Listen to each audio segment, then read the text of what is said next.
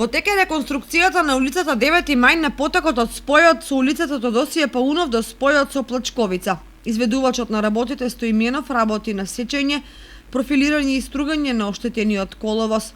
Според стручните служби во општина Кочани, ова е една од критичните точки на улицата, каде целата површина на коловозот ќе добие нов асфалт, исто како што целосно е асфалтиран коловозот и од приватната здравствена ординација Ацо Доневски до спојот со улицата Киро Кикенски, кај старата филтер станица. На останатиот дел од 9 мај ќе се поправи само средината на коловозот поради пукнатината долж улицата.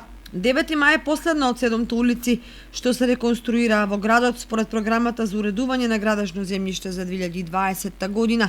Се реконструира и два крака на улицата Маршал Тито, крак 1 90 метри и крак 2 130 метри и Линденска 250 метри, Коста Рацин 220 метри и четврта македонска бригада 260 метри. На реконструкцијата на улицата Плачковици претходеше замена на водоводна мрежа во должина од 300 метри.